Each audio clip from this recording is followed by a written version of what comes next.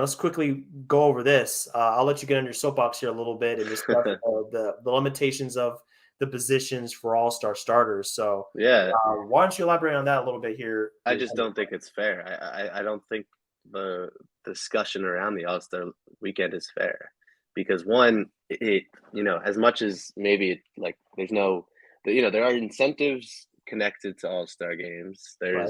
It bleeds into contract comparisons that play a huge pivotal role in how much these guys are paid, but Hmm.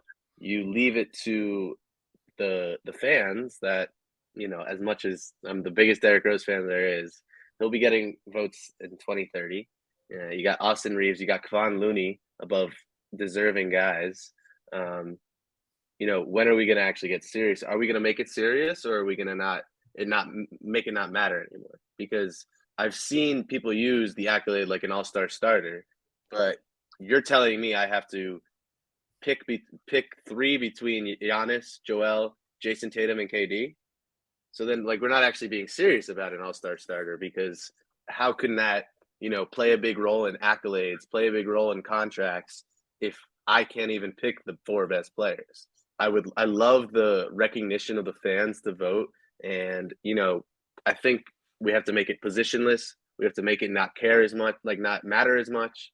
Something has to change because it's not fair to these guys that are becoming snubs that are affecting their next contract, affecting how much money they're making, when Hmm. in reality they are an all-star starter and they all Right. are an all-star player.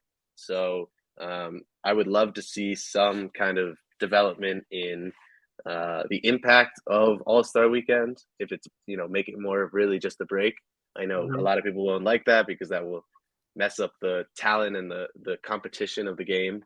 But then we have to fix the voting, fix the roster situation. We 100% do, man. I mean, I get where you're coming from with that. It's a very valid point. Yeah, I mean, if we're really going to be serious about this and we want to put the best players in there, we have to create an avenue for the best players to all be starters and not Right. have one of them demoted to the bench just because they're a victim of positional limits. So yeah, I mean, especially in today's game, we talked about this a little bit before we went on, but in today's game, I mean, it's so free flowing. It's almost a positionless game now where you got centers bringing the ball up, you got guards setting screens, you got guards getting on the boards. I mean, Tyler Hero had a couple of games this season where he had 12 rebounds. I mean, everybody does everything now. Right. So it just kind of reinforces your point that you're making about positions kind of being a thing of the past, Right. at least I when it mean, comes to All yeah, Star. and on top of that, I mean, the seventh guy, like with the graphic pulled up, the seventh guard on the East, Lamelo Ball, he is an all-star talent, but he's played 19 games. Are you really going to tell me he is the seventh guard deserving? And I'm all for giving the NBA fans, you know, a, you know, some foundation to have a say, but then make it make sense because these affect the money they make, these affect the contracts they sign, Right. these affect the accolades they have at the end of their career that affect Hall of Fame, things like that. Um, and that's not really consistent with giving the fans the ability to vote whoever they want, restricting positions, and not really awarding the best players that we saw in the first half of the season. Let me piggyback off that point here a little bit. You just talked about how much All Star bids affect legacy contracts. They're very important. So, and this is good that the NBA did this. The fan vote used to account for, I think, even more than 50%. Yeah. So I think it used to be 75, I want to say, because I feel like it wasn't always 50%. Hmm. I remember a year where maybe you remember this. It was a player like Boban or someone like that. It was Zaza Almost Pachulia. that's what it was. Yes, yes, yes. Thank you. Zaza Pachulia was almost a starter in the All-Star game, guys. He was almost a starter because of this. This Hmm. window here I have pulled up if you guys are watching this on video. Uh he was like one of the top 3 and votes in the West. But just because he has so many fans, I think it was like all the fans, and I think Georgia is the country he's Hmm. from.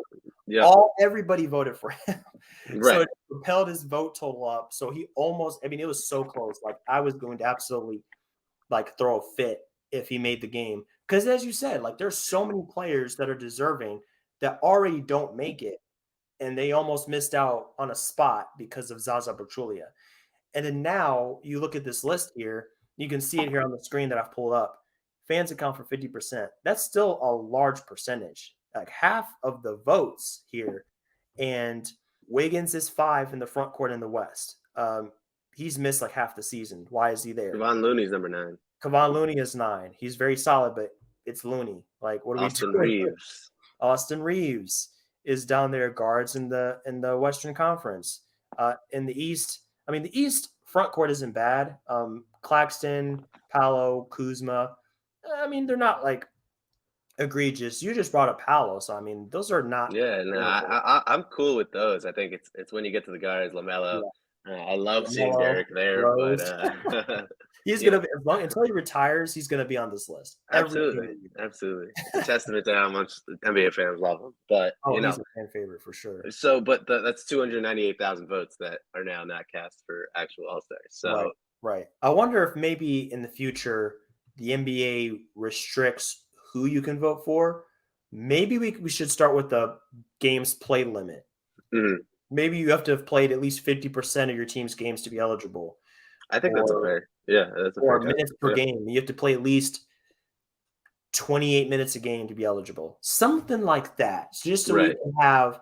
we can cross off guys like Derrick Rose and Austin Reeves and guys like that will miss the cut because of the minimums you place in the votes. I think that's the easiest way to do it, right?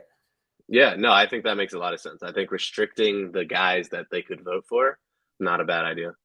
Because you want it to be free flow. You don't want to restrict it too much, but it's almost like you have kids and you give them all this freedom and then they go and crash the car or they throw a party at the house. It's like, okay, if you're going to do this stuff when I give you all this freedom, maybe you don't deserve all this freedom, like maybe I And need to kind of put some boundaries in right. there for you. But at the same time, give them the freedom they want, but then don't make the All Star game and All Star selections and All Star bids and All Star starters so important. Yeah.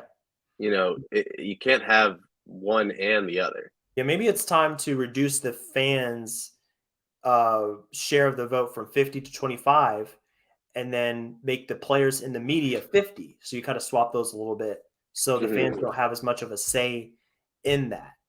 Like that's another way they could probably curb that a little bit. It's just certain things that, like you said, it's annoying because this means so much. And if we're gonna Right. treat it like a joke because the fans can vote in Austin Reeves, it's like, what Right. are we doing I here? wouldn't care if it had no, effect on contracts, on accolades, on Hall of Fame eligibility, on things like that, but it does. So It does.